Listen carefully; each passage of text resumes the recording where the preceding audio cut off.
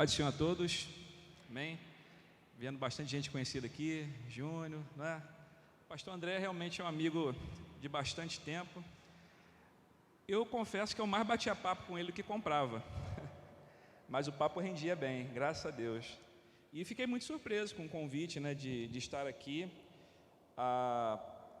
Os testemunhos do que Deus tem feito através da vida do pastor André, através da vida de vocês, têm chegado muito longe.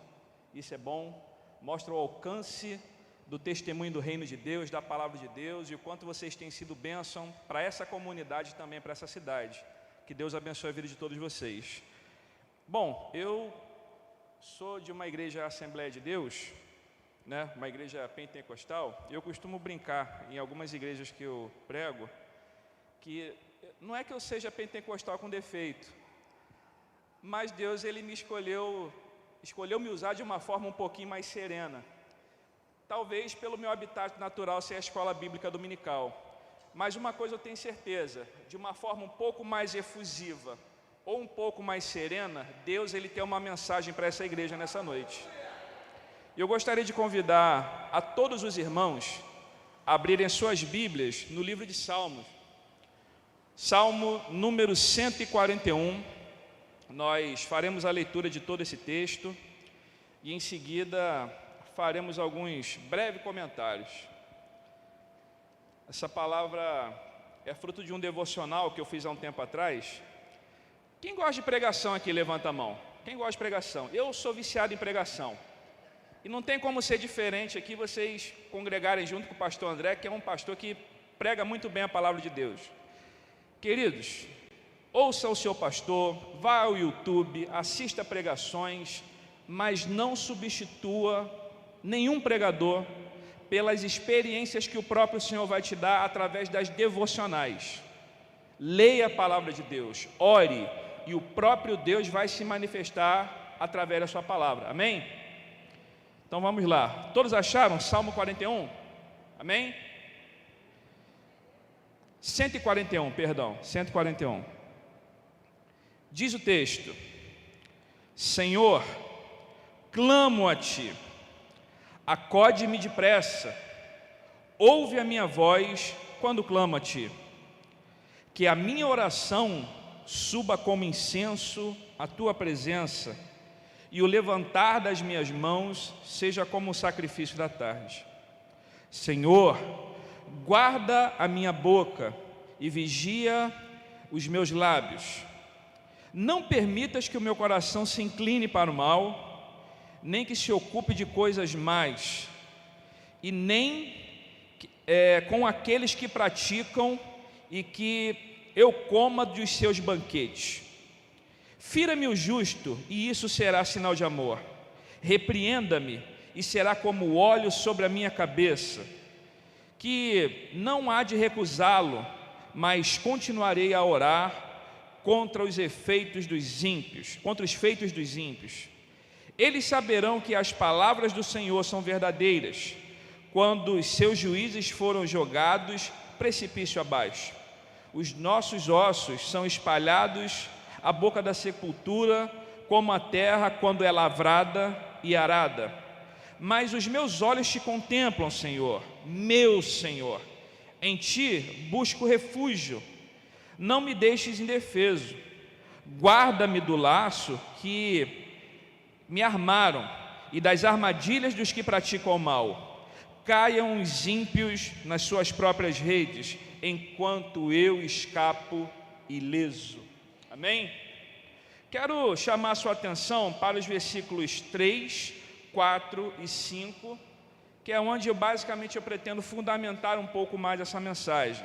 Diz o texto, repito: Senhor, guarda minha boca, vigia a porta dos meus lábios. Não permita que o meu coração se incline para o mal, nem que se ocupe de coisas más com aqueles que praticam o mal, nem que eu coma dos seus banquetes. Fira-me o justo, e isso será sinal de amor. Somente a parte A do versículo 5. Oremos. Pai, nós te louvamos, Senhor, te agradecemos pela sua palavra. Ela é lâmpada para os nossos pés, luz para o nosso caminho, edificação para nossas vidas, e o Senhor tem muito a nos comunicar. E assim eu te peço, Pai, que através de seu Espírito Santo, que onde tiver um coração disponível para ser casa da atuação do Senhor, que o Senhor possa entrar, fazer morada, que o Senhor possa trazer a transformação necessária, para que a gente de fé em fé, de glória em glória, sejamos homens e mulheres melhores, a exemplo do nosso Senhor e Salvador Jesus Cristo. Fala conosco uma vez mais, é o que eu te peço e te agradeço no nome de Jesus. Amém. Irmãos, se a gente for classificar o livro de Salmos, isso já foi feito, né? Classificar o livro de Salmos por categoria, a gente vai olhar que a maior categoria do grupo de Salmos está compreendida naquele que a gente chama de Salmos de lamentação. São a maioria. Existem vários tipos de salmo, lamentação, imprecatório, adoração, etc. A maior parte dos salmos, se a gente for classificar, são salmos de lamento. O Salmo 141 está dentro desse grupo, porque nos 2 primeiros versículos a gente tem todas as provas de que esse se trata de um salmo de lamento. Mas o que caracteriza um salmo de lamento? Como que eu posso olhar na Bíblia e ver se esse é ou não é um salmo de lamento? Bom, em primeiro lugar, o salmo de lamento sempre começa com uma oração, mas não uma oração tipo aquela que a gente faz na hora de comer, por exemplo, antes das refeições. Aquela oração apressada, sabe? Faça mal, faça bem, em nome de Jesus, amém. Não é tipo isso. Não é aquela oração que você faz cansado à beira da sua cama, depois de você ter tido um dia assim, de muito trabalho, muito estafado, morto, depois que você já assistiu tudo que você queria na televisão e na internet, aí você lembra, não, eu tenho que orar antes de dormir porque eu sou crente. E você fala meia dúzia de coisas que normalmente são repetitivas a Deus, e você fala, cumpri a minha agenda de oração hoje, orei, agora eu posso dormir. Não, a oração de um salmo de lamentação não é uma oração tipo essas que nós fazemos recorrentemente, muito pelo contrário. A oração de um salmo de lamentação é a oração de um desesperado, é a oração de alguém que está com muita pressa de falar com Deus ou de ser atendido por Deus. Veja comigo como que Davi começa esse salmo. Senhor, clamo a Ti.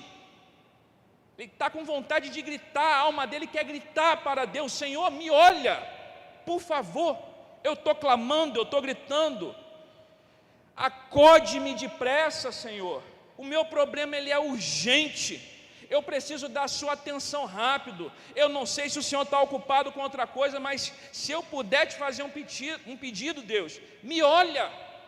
Essa, queridos, é a oração de um homem desesperado.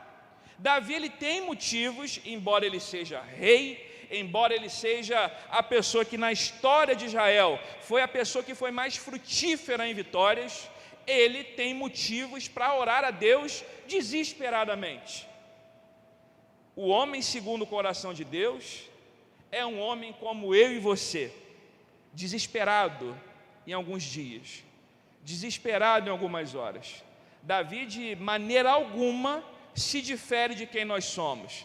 Às vezes a gente pensa assim, pastor André não deve ter problema não, uma bênção, um homem que prega cheio da unção de Deus, está sempre disponível, com disposição de ser usado por Deus para o benefício da igreja. Mas eu não vou nem perguntar, mas eu tenho certeza, tem dias que ele está no púlpito sem querer estar no púlpito, pedindo a Deus, Senhor, manda aqui um recurso, qualquer coisa, porque eu estou precisando, a sua igreja precisa. Eu sou assim, pastor é assim, Davi era assim. Todos nós passamos o nosso momento de desespero, mas a primeira coisa que eu aprendo com Davi é que ele sabe a quem recorrer.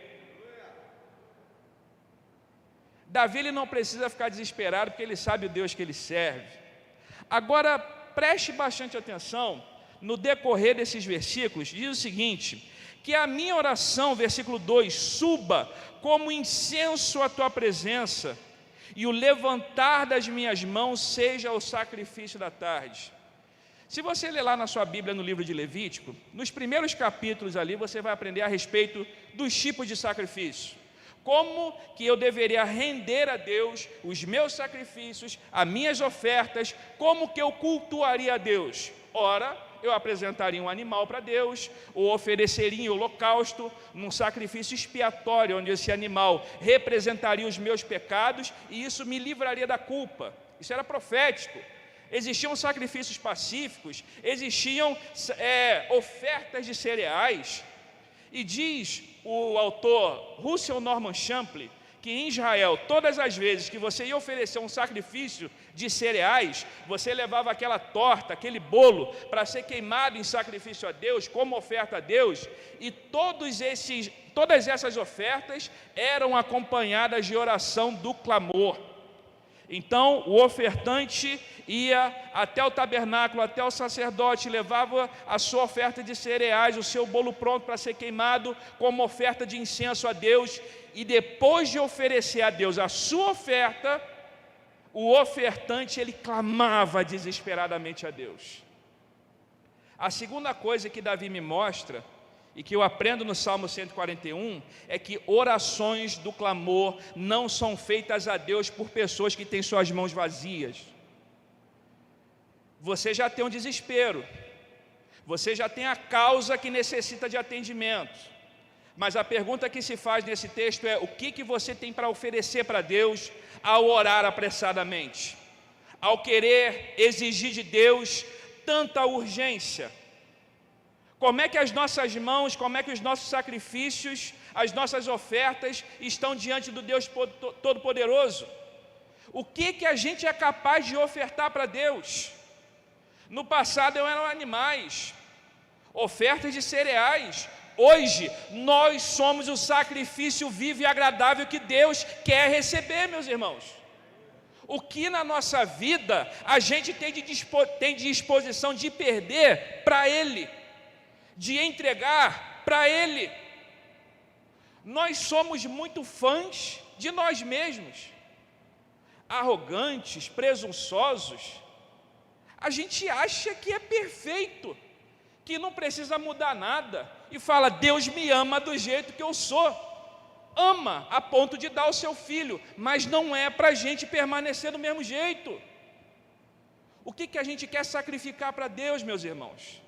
Porque orar apressadamente, clamores fervorosos, isso a gente até tem disposição, sabe por quê? Porque tem uma pandemia aí espetando a gente, um problema de saúde grave. A gente tem a economia do país passando por essa situação já há 4, 5, 6 anos.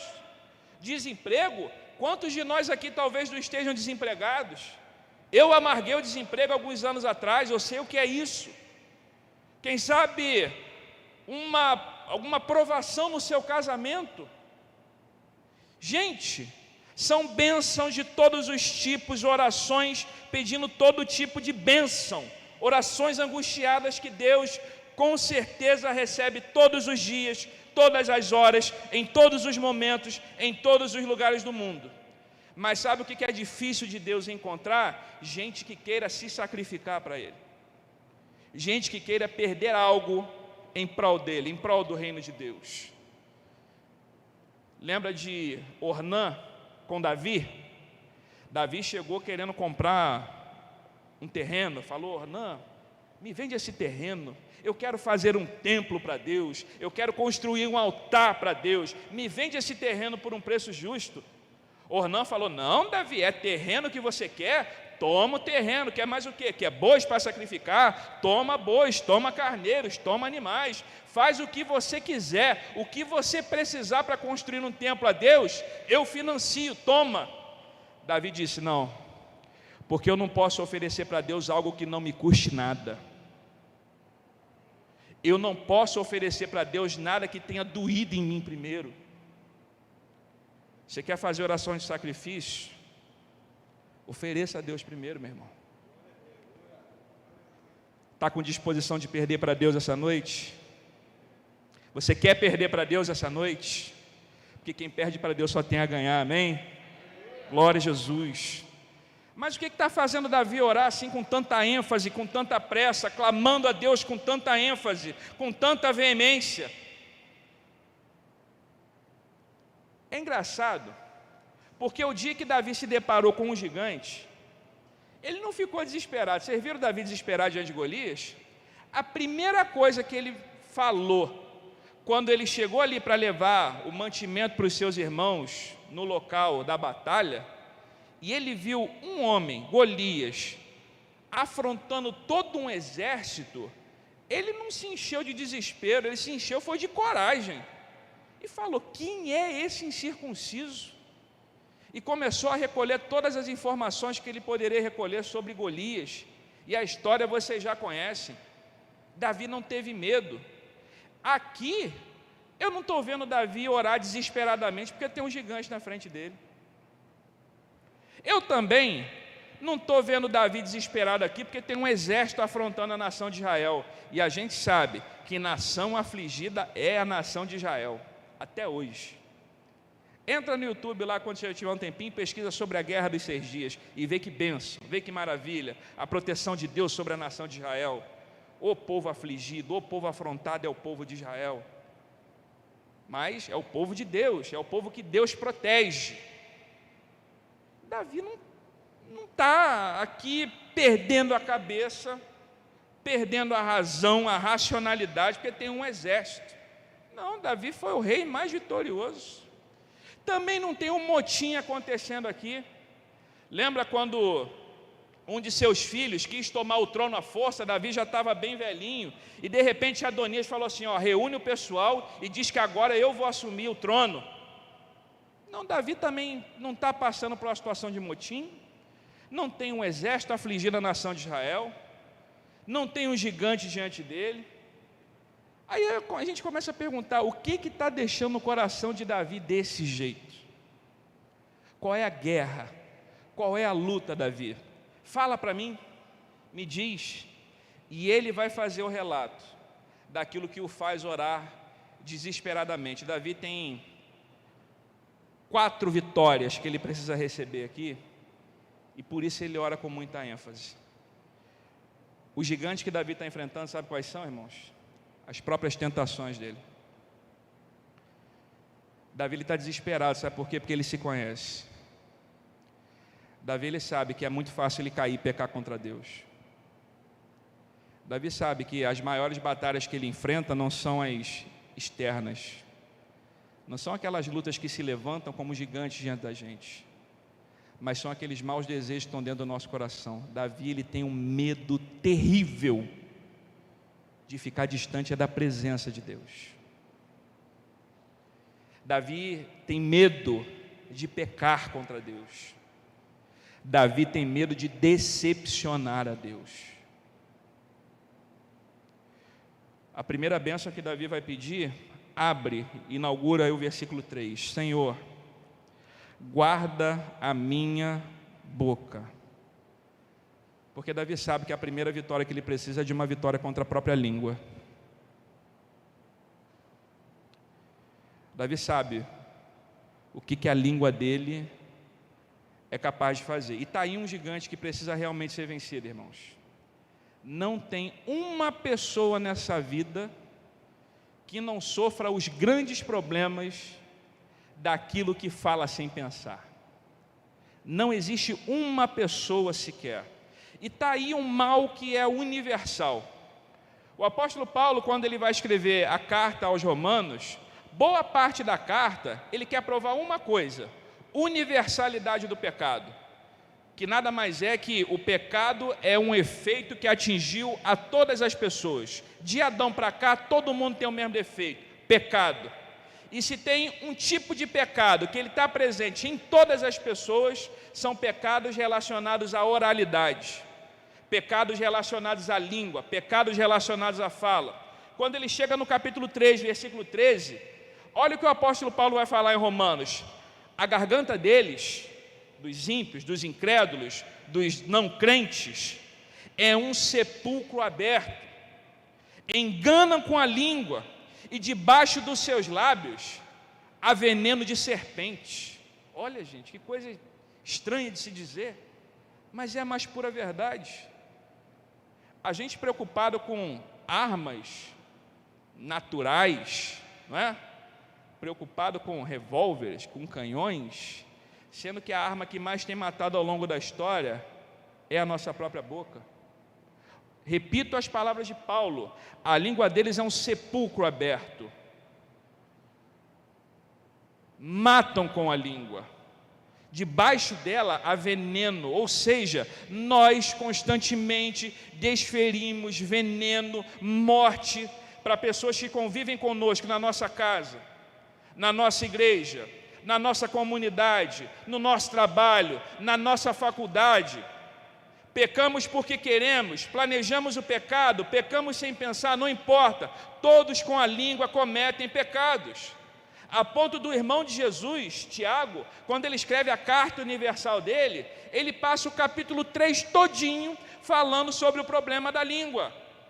E ainda vai usar de uma ironia, dizendo: o homem perfeito, sabe quem é? É aquele que dominou a própria língua, porque é impossível alguém que consegue dominar a língua não dominar o corpo todo também. A língua, continua Tiago, é como o leme de um barco, que é uma peça muito pequena frente à totalidade da embarcação, mas leva a embarcação para onde ela quiser. E você se achando todo poderoso espiritualmente, o bambambam, porque vem na igreja, canta, toca, prega, faz isso, faz aquilo, mas só Deus sabe para onde a sua língua tem te levado. E a gente peca, irmãos, às vezes de forma tão corriqueira, isso está tão presente no nosso dia a dia que a gente nem percebe. A gente peca por falar demais, peca por falar de menos, peca sem pensar. Sansão mesmo, o que aconteceu com ele? A derrota de Sansão começou aonde? Falou demais.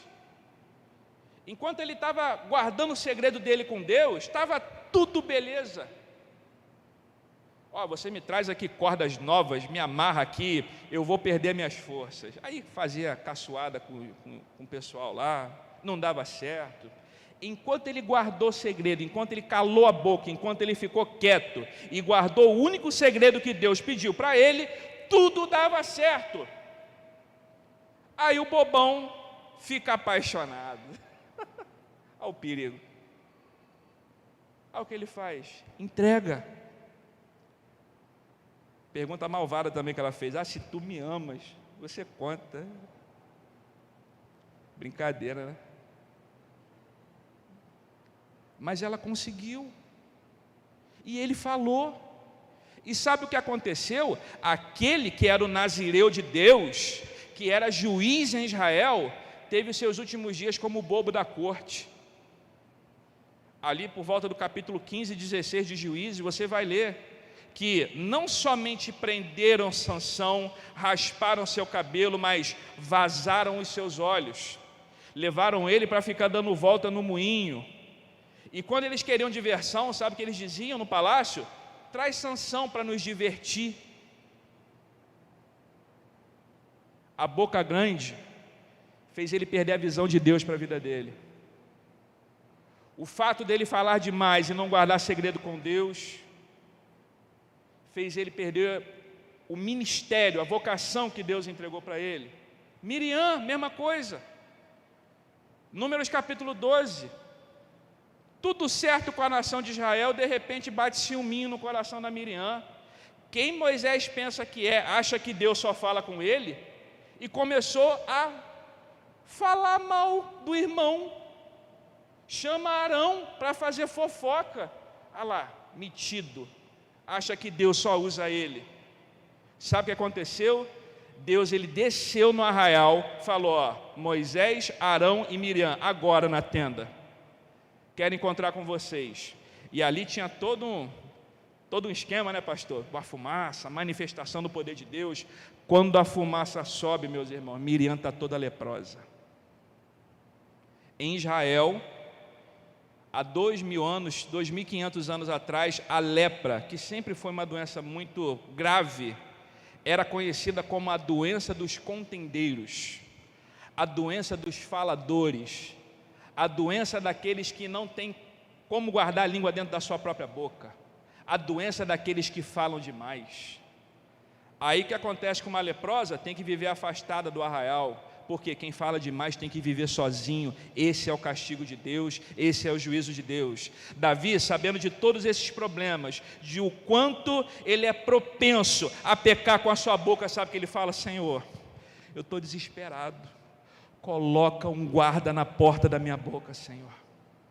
Controla todas as minhas palavras, não deixe eu falar uma palavrinha sequer sem que o Senhor me permita primeiro. Senhor, que a minha boca seja para abençoar, seja para adorar, seja para bendizer, seja para profetizar, mas nunca para pecar, Senhor. Fiscaliza a minha fala, coloca um guarda. Lembra de Isaías, meus irmãos? Talvez a gente precise refazer aquela oração de Isaías. Quando Deus deseja levantar Isaías para ser profeta diante da nação, Senhor, eu não posso, eu sou um homem impuro, de impuros lábios. E o remédio veio do céu, meus irmãos, porque Atenaz desceu diretamente do céu, queimou a boca do profeta e o transformou num homem de puros lábios para a glória de Deus. Nós precisamos ter os nossos lábios purificados, porque senão a gente perde o melhor de Deus. Senão a gente coloca a presença de Deus distante das nossas vidas. A gente se esquiva da presença de Deus por conta daquilo que falamos. No versículo 4, Davi ele vai falar sobre o segundo pecado e vai dizer o seguinte: que o meu coração não se incline para o mal. Davi me mostra que a segunda grande vitória que ele precisa e ora a Deus desesperadamente é uma vitória contra os maus desejos. Senhor, que o meu coração não se incline, não seja tendencioso para o mal. Salomão já tinha dito em Provérbios, né? De todas as coisas que tiver de guardar, guarda o teu coração. O coração, todo mundo aqui conhece como sede dos sentimentos, das emoções e dos desejos. E sabe o que me estranha? Porque a gente vive hoje numa sociedade que se gaba de dizer o seguinte: eu fiz mesmo, mas eu sou o tipo de pessoa que faz o que o coração manda, por isso eu não me arrependo. Gente, o profeta Jeremias já profetizou há tanto tempo atrás: maldito é o homem que confia no homem, maldito é o homem que confia no seu próprio coração. Sabe por quê? Enganoso é o coração. Jeremias 17, quem o conhecerá?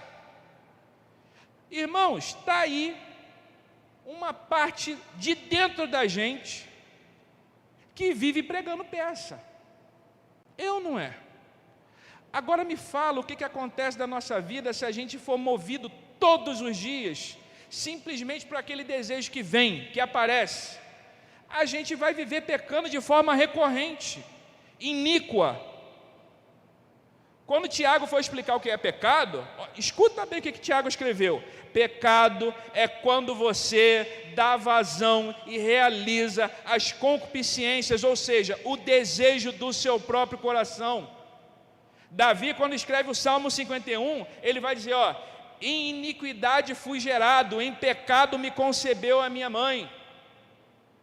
Ou seja, o mal que praticamos, meu irmão, não é externo, ele é interno. Portanto, nós não somos pecadores porque pecamos, pecamos porque essencialmente somos pecadores.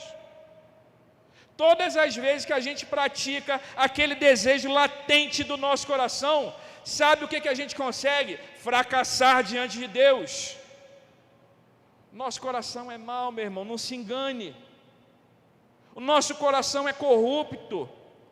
O desejo que vem na nossa mente diariamente é um desejo anticristão, um desejo contra todos os princípios divinos, um desejo completo de afastamento contra Deus.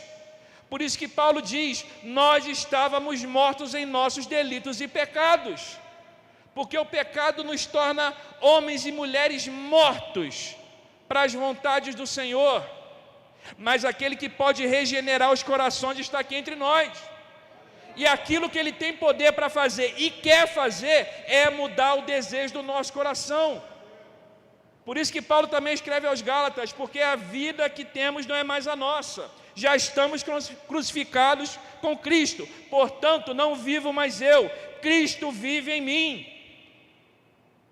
Irmãos, é o que certa vez disse um escritor de um livro, Max Lucado: em meus passos, o que faria Jesus? Será que antes de qualquer decisão, a gente tem coragem de fazer essa pergunta para Deus? Mas ao que parece, as pessoas hoje fazem a sua própria agenda e convidam Deus para entrar dentro dela. Senhor, está aqui, ó, tudo que eu quero para a minha vida, de cima e embaixo. Faz o seguinte, Senhor, assina. E é isso que a gente está fazendo com Deus, dando a Ele os parâmetros nossos e pedindo que Ele assine embaixo.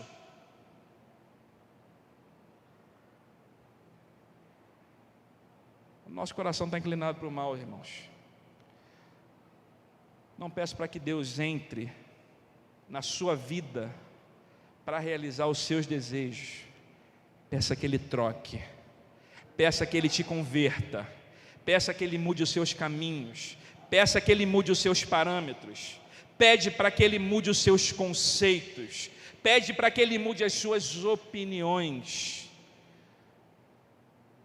As nossas opiniões agora são do Senhor, meu irmão.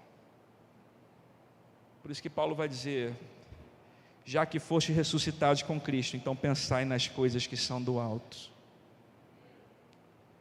Porque onde tiver a sua mente, o seu coração, isso vai determinar o controle da sua vida.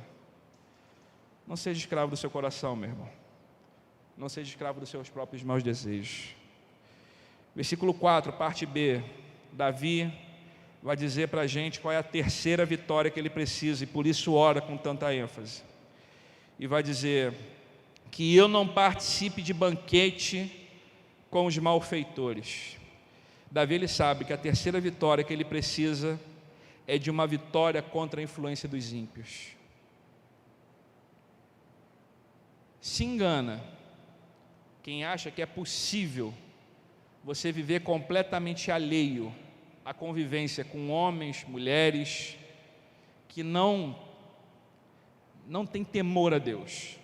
Não, a gente não consegue escapar deles. Por algum tempo as pessoas diziam: troca as suas amizades, né? Está vendo essa pessoa aqui que é uma má companhia? Foge dela, se livra dela. Mas irmãos, e quando essa pessoa mora com a gente? E quando essa pessoa trabalha com a gente? E quando essa pessoa estuda com a gente? Como que a gente se livra? Não se livra, não tem como. A convivência com essas pessoas é normal, é natural. Agora, o que a palavra de Deus nos incentiva é não viver no alcance da má influência dessas pessoas. É possível viver nesse mundo corrupto, no lamaçal do pecado, contudo sem contaminarmos as nossas vestes, queridos.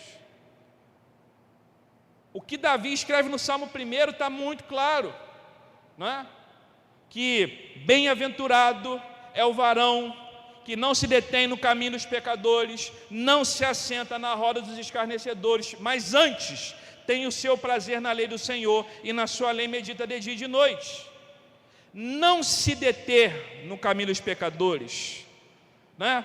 Não se assentar com os escarnecedores. Esses dois termos perfeitamente a gente pode transliterar por não concorde. Se assente com essas pessoas, mas não concorde. Não concorde com o pecado delas. E mais, não sejam influenciados pelo pecado delas. Isso me faz olhar por dois ângulos para esse assunto. Em primeiro lugar, a gente tem pessoas que são facilmente muito influenciadas. que o pecado é colocado diante delas e com muita naturalidade eles vão e pecam, sem nenhum tipo de resistência, sem conseguir ter domínio próprio suficiente para resistir o mal. E vai a dica: domínio próprio é fruto do Espírito. Se você não consegue praticar o domínio próprio, é porque provavelmente os frutos da sua conversão ainda não foram gerados. Você precisa de Jesus, você precisa se converter a Deus. Deus precisa gerar em você o fruto do domínio próprio. Você precisa conseguir dizer não para o pecado. Mas muitos de nós pecam como se ímpios ainda fossem. Quem sabe não precisa nem oferecer, né? Quem sabe você mesmo busca. Quem sabe você mesmo deseja, vai e executa. E por outro lado, existem aqueles que falam assim: não, eu convivo com todo tipo de gente, gente de todo tipo de religião, gente até que não crê em Deus, e eu não ligo. E você se acostumou a conviver com pessoas do seu lado, pecando de forma recorrente, todos os dias, imoralidade, e você não faz nada, apático. Lá em Atos, no capítulo 17, quando Paulo chega em Atenas, ele vai na sinagoga e ele começa a discutir, sabe com quem? Com as pessoas da sinagoga ali, os rabinos. Porque ele vai dizer: gente, como que vocês se acostumaram? Atenas tem mais deuses do que habitantes. Eles conhecem tudo que é Deus, menos o verdadeiro. Vocês se acostumaram com o pecado da sociedade, sem com isso denunciar o pecado deles. Vocês estão acostumados a viver com os imorais, com os idólatras, com os que traem, com os que fumam, com os que se drogam, etc. E para você está tudo normal, simplesmente porque você diz: eu não pratico. Você já foi influenciado pelos ímpios e não sabe. Você está vivendo no meio de uma sociedade perversa e isso não te traz nenhum constrangimento. O pecado já não te dá mais, não te causa mais ânsia de vômito. O pecado não te traz mais nojo nenhum. Sabe por quê? Porque você se acostumou. E o que Davi está dizendo é o seguinte: Senhor, o mundo é corrupto. A nação peca diante do Senhor todos os dias, a ponto do Senhor sentir o mau cheiro em suas narinas. Deus, não me deixa ser influenciado pelo comportamento dos ímpios. Senhor, me dá uma santa consternação, me dá uma inquietação contra o mal. Eu quero ver o mal e não ficar quieto quando ver o pecado acontecendo na minha frente. Irmãos, um dos maiores arrependimentos que eu tenho na minha vida, há alguns anos atrás, eu ia para o Rio de Janeiro todos os dias, ia estudar e voltava altas horas da madrugada e voltava muito cansado. Eu morava no Camorim e tinha que subir um morro assim, muito apressadamente, sabe, não por medo ou qualquer coisa do tipo, mas porque eu queria dormir logo, eu queria tomar meu banho, dormir, descansar para ir trabalhar cedo no dia seguinte. E num desses dias, eu desci do ônibus e comecei a ir em direção à minha casa, e uma mulher veio correndo assim com muita velocidade, e ela falou: moço, me ajuda.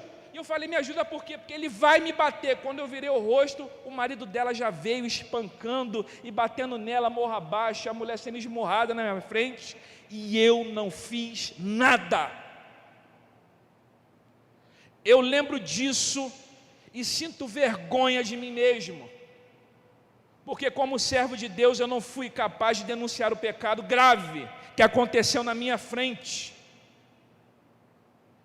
E esse é um exemplo. E quantos de nós temos exemplos de coisas ruins que aconteceram do nosso lado, e a gente não fez nada, porque a gente diz: o mundo é mau, é assim mesmo. Não! Enquanto a igreja estiver nessa terra, nós somos propagadores da justiça do reino de Deus. Não devemos nos acostumar com o mal de forma alguma. Nosso coração é do Senhor, irmãos, e a gente precisa sentir a mesma dor que Deus sentiria se estivesse no nosso lugar. Para finalizar, versículo 5, a quarta vitória que Davi pede a Deus, ele diz o seguinte: fira-me o justo com amor e me repreenda. A quarta vitória que Davi precisa de uma vitória contra o orgulho. Fira-me o justo com amor. Cadê? Na Bíblia. Fira-me o justo, e isso será sinal de amor. Repreenda-me, e será como óleo sobre a minha cabeça. A gente é orgulhoso, não é? A gente muda de opinião fácil? Muda nada, está na internet, para mostrar que todo mundo hoje tem uma opinião para sustentar. Eu aprendi uma coisa, meus irmãos. Eu, por um tempo na minha vida, fui guerrilheiro de Facebook. Falei mesmo. Escrevia, fazia laudas, um TCC inteiro na internet. Eu já fui desses. Até um dia que eu ouvi um homem muito sábio que me falou uma coisa: Rodrigo, sabe por que você escreve muito? Porque você tem muita opinião, meu filho. E quem tem opinião tem que sustentar a opinião que tem. Agora ele me dizendo, eu não tenho opiniões, eu tenho convicções. Aí você pergunta, qual é a diferença? E ele me explicou. Opinião você sustenta, a convicção sustenta você. Então você não precisa mais bater boca com ninguém. A sua vida diz por si só naquilo que você acredita. Mas quem tem opinião não gosta de ser ferido, não gosta de ser confrontado. Isso me lembra, sabe quem? Naamã, aquele general do exército sírio, ficou leproso também, ó a lepra aí de novo. E Naamã ficou leproso e a menina disse, vocês conhecem a história, se ele fosse na minha terra, tem um profeta de Deus lá que poderia ajudar ele. Naamã é general, acesso ao rei. O rei da Síria escreve uma carta para o rei de Israel e fala assim, está indo Naamã aí, se vira com ele, ajuda ele, cura ele. O rei de Israel recebe a carta, o que ele pensa? Esse homem está procurando pretexto para guerrear contra mim. Como eu vou curar esse homem? Como eu vou curar Naamã? Não tem como. Mas Israel de fato tem homem de Deus. E Eliseu diz, manda ele vir aqui. E o general foi. Aí quando o general chega na casa de Eliseu, aí você sabe o que Eliseu faz? Estende um tapete vermelho, né? Prepara um banquete, uma recepção, um couvert, nada. Geazi vai lá e manda eles mergulhar 7 vezes no Rio Jordão. Irmão, é porque a Bíblia não narra os detalhes, mas Naamã pulou 2 metros. E falou assim, mas não teria em Farfã, lá em Damasco, rios muito melhores para que eu pudesse me banhar do que ter que tomar banho aqui nesse Rio Jordão? Eu pensei que o profeta me receberia, viria diante de mim, que ele clamaria ao seu Deus e eu ficaria curado. Irmão, para um orgulhoso ser contrariado é difícil, e ele ficou irado. Mas Deus, através de Eliseu, estava trabalhando, sabe o que? No orgulho de Naamã. Porque falou, olha só, eu não vou te receber do jeito que você quer, não vou te curar do jeito que você quer, você não vai mergulhar no rio que você quer. E para finalizar, como é que se procedia o milagre? Ele tinha que mergulhar, não tinha? Quem é que consegue mergulhar em pé aí? Tem que descer, meu irmão. Tem que se prostrar. Até para ele ser curado, ele teve que mostrar a posição de subserviência, de humildade. Porque Deus não tem compromisso com gente arrogante. Sabe o que é ser arrogante? É ser senhor de si mesmo, senhor da sua vida. E nós, pelo contrário, temos um dono. Quando a Bíblia diz o seguinte, Jesus é o nosso Senhor, está dizendo, Ele é o nosso dono. Porque o Senhor, naquela cultura, era o dono de escravos. É aquele que vai que paga um preço, e quem paga um preço se torna dono, e o preço que Jesus pagou por nós foi preço de sangue, portanto Ele nos comprou, portanto nós somos dele, e não temos vontade própria. Irmão, se tem uma coisa que a gente não precisa, sabe o quê? Não se escandalize. Liberdade. Não peça a Deus liberdade. Adão e Eva eram livres, pecaram. E Deus falou o seguinte, ó, vou colocar vocês para governar vocês mesmos. Sabe o que aconteceu? Nimrod, pecaram. Vou colocar diante de vocês uma lei. Mandou a lei para Moisés. Vocês vão legislar, vão dominar as suas próprias ações coletivas. Sabe o que aconteceu? Pecaram. Quanto mais liberdade, mais pecado. Mas nós estamos aqui nessa noite porque admitimos a nossa total dependência do Senhor. Seja dependente, meu irmão, não seja livre. Não peça liberdade para Deus. Faça igual Davi, Senhor, controla a minha boca, controla o meu coração, controla as minhas amizades, fere o meu orgulho com amor e eu serei curado. Me unge, Senhor, de uma forma que eu tenha o meu orgulho humano ferido, mas a minha alma salva para a glória de Deus. É isso que nós precisamos, meu. É dessa vitória que Davi está orando assim com tanto fervor, com tanta veemência, com tanta necessidade. E eu gostaria que você ficasse de pé nessa noite, para que a gente orasse junto a Deus.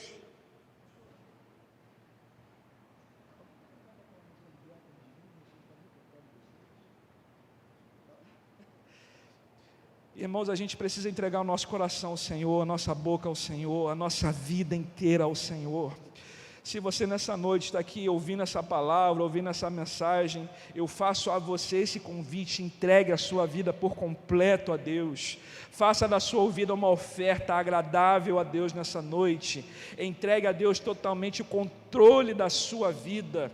Deixe Deus tomar todas as rédeas da situação.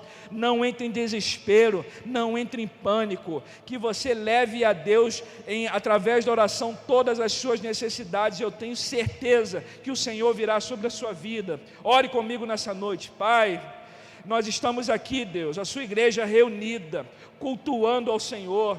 Já entregamos a Ti os nossos louvores, já entregamos a Ti, Deus, todo o nosso sacrifício de louvor, as nossas ofertas agradáveis, já entregamos ao Senhor as nossas ofertas de cereais para serem queimadas diante de Ti, Pai. Agora chegou a hora de nós clamarmos ao Senhor.